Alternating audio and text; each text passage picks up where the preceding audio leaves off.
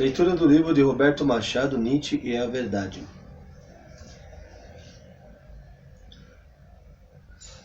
Ninguém mais duvida da profunda crise dos valores do mundo contemporâneo, mas Nietzsche já havia feito no século X a crítica mais radical às sociedades modernas, consideradas nihilistas e decadentes, de uma perspectiva trágica afirmativa que propõe a transvalorização de todos os valores.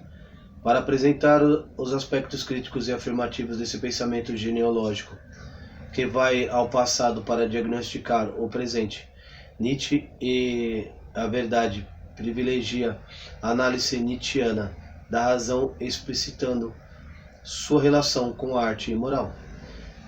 Ligando a racionalidade à oposição à verdade e ilusão criada pela metafísica, este livro procura mostrar como a vontade exacerbada de verdade traduz uma impotência da vontade de criar. Mais precisamente, expondo a crítica da verdade a partir da vontade de potência, Roberto Machado nos indica como, para ser radical, uma transvaloração dos valores exige o questionamento da vontade de verdade, que atua no conhecimento e é a principal característica moral. Além disso, ele nos explica como defender a criação significa enaltecer a arte trágica como força vital. A esse respeito, sua ideia central é que o poder criador, transfigurador da arte e sua perspectiva, para além do bem e do mal e da verdade e ilusão, é o grande estimulante da vida, a força capaz de, ao impregnar a atividade e o pensamento do homem, se contrapor ao niilismo contemporâneo. Esta nova edição revista de Nietzsche e a Verdade conserva o entusiasmo e a sobriedade com que o autor apresenta a filosofia trágica nietzschiana em sua força e beleza. Roberto Machado é professor titular aposentado do Departamento de Filosofia da UFRJ, autor de Foucault e a Ciência e o Saber, Zaratustra, a Tragédia Nietzschiana, Foucault e a Filosofia e a Literatura, Nascimento do Trágico, de Schiller a Nietzsche, Deleuze e a Arte da Filosofia, entre outros. Prepara atualmente o livro sobre Proust e as artes e outro com impressões de Foucault. Nietzsche e a Verdade, Roberto Machado. Sumário. Introdução. Esclarecimento. 1. A arte e ciência. 1. A arte trágica e apologia da aparência. 2. Metafísica do artista e metafísica racional. 3. A arte, o instinto do conhecimento. Segunda parte. Ciência e moral. 1. Conhecimento e tipos de vida. 2. Genealogia da moral e vontade de potência. 3. A vontade de verdade. Terceira parte. Verdade e valor. 1. Transvaloração de todos os valores. 2. O conhecimento e a perspectiva da potência. 3. As estratégias da crítica da verdade. Introdução. A reflexão sobre a ciência, isto é, uma investigação sobre as questões afins do conhecimento, do pensamento, do intelecto, da razão, da consciência, do conceito da verdade, encontra-se no âmago da filosofia de Friedrich Nietzsche. Tema constante de seus estudos, dos primeiros aos últimos textos, a presença dessa problemática não indica, porém, a elaboração de um conceito de ciência, situando-se numa perspectiva tão global que, na maioria das vezes, não estabelece diferença essencial entre racionalidade filosófica clássica e racionalidade científica moderna. O que interessa a Nietzsche é realizar uma crítica radical do conhecimento racional, como existe desde Sócrates e Platão. Se não há em Nietzsche propriamente uma questão epistemológica, ele se recusa na elaboração de uma teoria do conhecimento. É porque o problema da ciência não pode ser resolvido no âmbito da própria ciência. Em outras palavras, não tem sentido criticar a ciência em nome ou a partir da ciência. Visando seu aperfeiçoamento, o estabelecimento de uma verdade cada vez mais científica. A ciência, considerada pela primeira vez como problemática, suspeita, questionável, foi o problema novo terrível entre aspas e apavorante entre aspas, investigado por Nietzsche. Essa crítica da ciência é fundamentalmente uma crítica da verdade, não no sentido de procurar estabelecer um conceito rigoroso e sistemático de verdade, de denunciar as ilusões, de superar os obstáculos e a realização da racionalidade. A realização da racionalidade. O ponto central e ambicioso do projeto de transvalorização de todos os valores, a investigação sobre a verdade é uma crítica da própria ideia de verdade considerada como valor superior, como ideal, uma crítica, portanto, ao próprio projeto epistemológico, negando à ciência a possibilidade dela elucidar a sua própria questão, recusando a uma crítica interna do conhecimento a possibilidade de se constituir como uma verdadeira crítica essencial do procedimento nietzschiano consiste em articular a ciência como uma exterioridade capaz de revelar as reais dimensões e os objetivos do projeto científico. Consiste em explicitar os fundamentos morais da ciência, apontando ao mesmo tempo a arte como modelo alternativo à racionalidade, daí o privilégio da arte e da moral como instâncias que possibilitam o discurso nietzschiano sobre a ciência, indicando-lhe suas duas direções principais. A oposição entre a arte e o conhecimento racional percorre toda a obra de Nietzsche, que valoriza a arte trágica ao combater a pretensão característica da ciência, de instituir a dicotomia total de valores entre verdade e o erro. Essa antinomia é fundamental. O espírito científico, entre aspas, que nasce na Grécia clássica, com Sócrates e Platão, e dá início a uma idade da razão, que se pretende até o mundo, que se estende até o mundo moderno, que Nietzsche chega a chamar de civilização socrática, entre aspas, tem como condição a repressão da arte trágica da Grécia arcaica. Aí se encontra um modelo que lhe permite pôr em questão, ao assinalar o seu nascimento, o valor da racionalidade, ressalta a positividade da arte como experiência trágica da vida. Colocar-se na escola dos gregos é aprender a lição de uma civilização trágica, para a qual a experiência artística é superior ao conhecimento racional, para a qual a arte tem maior valor do que a verdade. Se Sócrates e Platão significam o início de um grande progresso de decadência, do grande processo de decadência que chega até os nossos dias, é porque os instintos estéticos foram desclassificados pela razão e a sabedoria instintiva reprimida pelo saber racional. Se a tese do antagonismo entre arte e ciência é característica do pensamento de Nietzsche, ela não mereceu, no entanto, a mesma atenção em todas as fases de sua obra.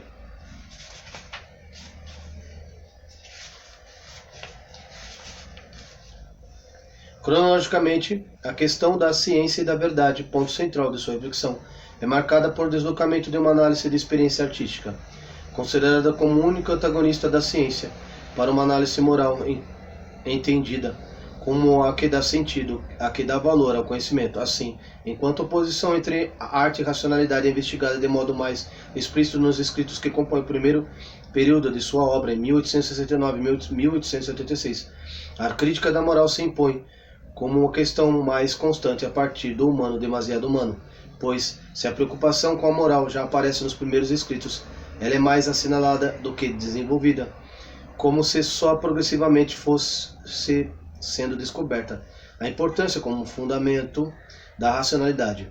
Por outro lado, a reflexão sobre a arte não desaparece dos últimos escritos, depois de descoberto o filão da moral, mas, mesmo que importantes precisões sobre a noção do trágico sejam introduzidas, o tema da arte não merece mais atenção dos primeiros textos. Isso porque a posição de Nietzsche já estava afirmada. Desde o primeiro momento, a arte é mais importante do que a ciência. A segunda direção da reflexão nietzschiana é, portanto, um profundo parentesco entre ciência e moral. Sua ideia clara é, se há antagonismo entre ciência e arte, há continuidade entre ciência e moral. Nietzsche suspeita justamente da independência da ciência com relação à moral, assim como da pretensa oposição entre as duas. A ciência não está isenta de juízo de valor, mas ainda é a moral que dá valor à ciência. Uma genealogia da verdade, tal como Nietzsche a elabora nesse período, só pode ser feita no âmbito de uma genealogia da moral, posição em que não implica uma teoria do conhecimento, nem mesmo uma moral.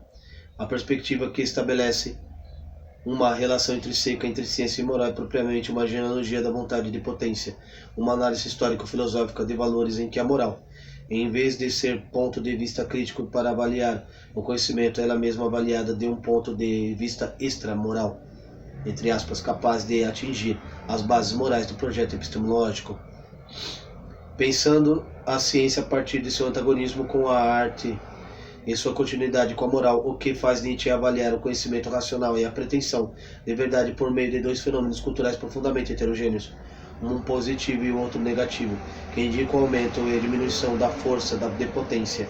A arte expressa a superabundância de forças, remete aos instintos fundamentais, a vontade apreciativa de potência. A moral atesta uma deficiência de forças, remete a instintos secundários mais fracos, a vontade depreciativa de potência.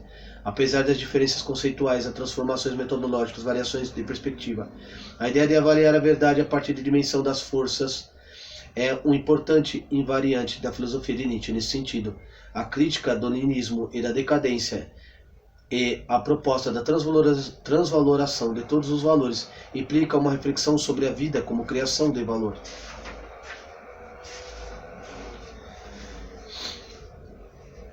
Ponto.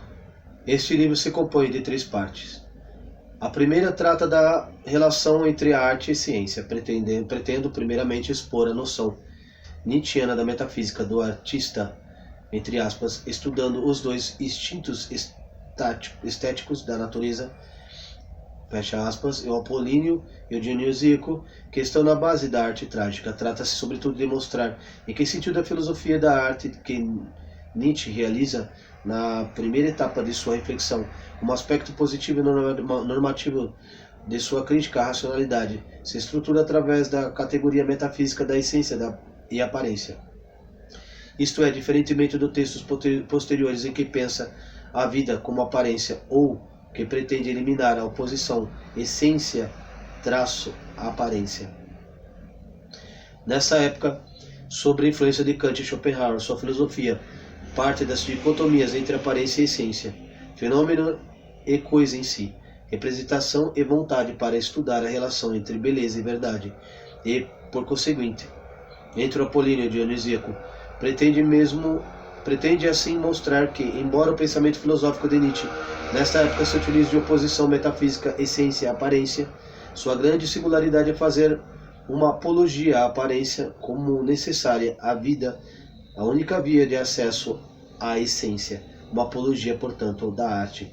Estudarei, em segundo lugar, a antinomia entre a metafísica racional e a metafísica de artista, ou em que o sentido racionalismo estético socrático é o marco que assinala a morte da arte trágica. Análise do aparecimento das categorias de razão, consciência crítica, clareza no saber como princípio que deve nortear a avaliação e a criação artística.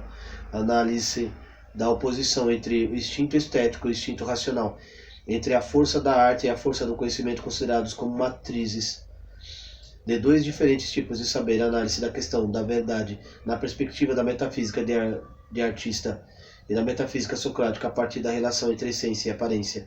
Mostrarei finalmente como a crítica à verdade científica já se faz nos textos imediatamente posteriores ao nascimento da tragédia, sem referência ao projeto de uma metafísica de artista.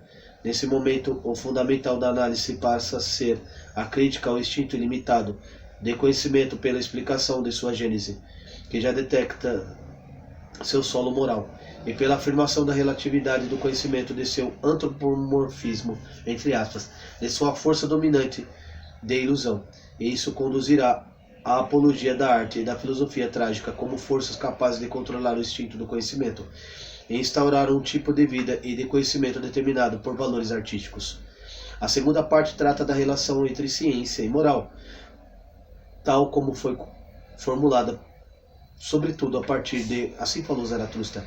Pretende, em primeiro lugar, mostrar como a questão da ciência, que continua fundamentalmente centrada no tema da verdade, não pode ser elucidada através de uma análise interna da própria ciência, mas remete necessariamente a uma genealogia da moral, não uma teoria moral, mas uma teoria da vontade de potência em que a vida é considerada como um princípio último de avaliação tanto do conhecimento quanto da moral. Em seguida analisarei o projeto da constituição de uma verdadeira genealogia da moral em que investiga o nascimento e o valor da moral judaico-cristã, expondo as três figuras fundamentais que possibilitam, inclusive, definir o niilismo, o ressentimento, a má consciência e o ideal ascético. A análise histórico-filosófica da moral também remete à vida, entendida como força, como potência, vontade de potência que lhe serve de fundamento. O que se revela então é a grande antinomia entre moral e a vida. A moral, como manifestação da fraqueza, insurreição contra a vontade afirmativa de potência, é uma negação da vida, um combate contra os valores mais fundamentais.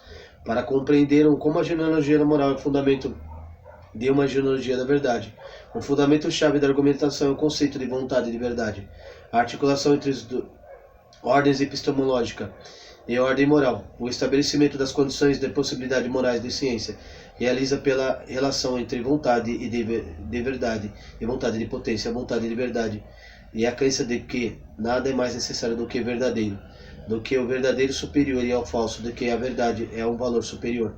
A crença que funda a ciência e constitui a essência moral da metafísica é a expressão de uma vontade negativa de potência. Se a ciência não se opõe ao niilismo moral, e deve até mesmo ser considerada sua forma mais recente e mais elaborada, é porque a vontade de verdade se caracteriza e se encontra no âmago do ideal ascético. A terceira parte do livro trata da relação entre verdade e valor, situando a oposição central, que a questão da verdade ocupa o projeto da transvaloração de todos os valores. Entre aspas. Com esse objetivo, pretendo, em primeiro lugar, analisar toda a filosofia de Nietzsche em uma filosofia do valor, no sentido de uma crítica radical dos valores dominantes na sociedade moderna, e uma proposta de transformação do próprio princípio de avaliação onde derivam os valores, se a criação dos valores superiores, entre aspas, porque não existe valor em si, todo valor é criado. É a expressão do tipo negativo da vontade de potência. A vontade afirmativa da potência é o princípio de uma nova instituição de valores.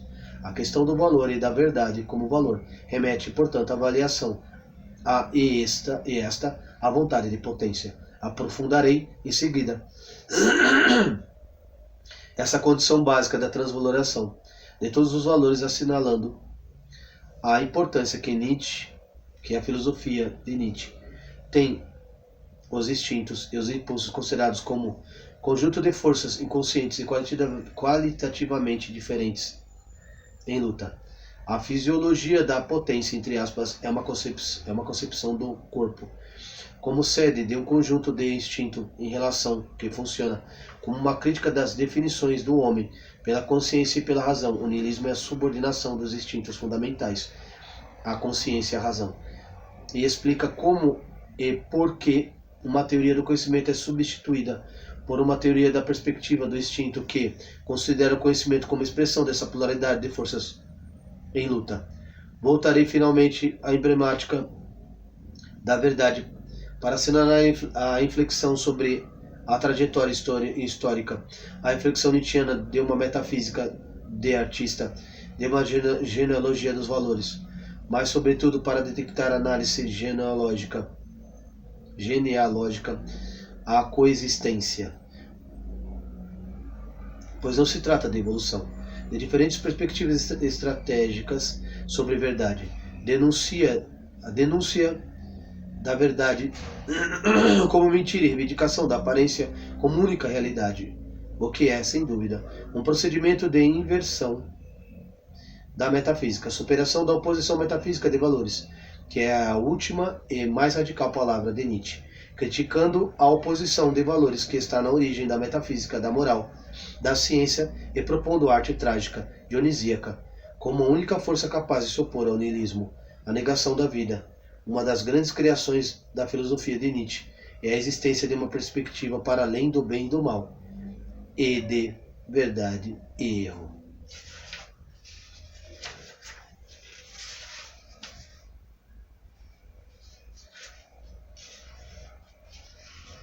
Parei na página 17.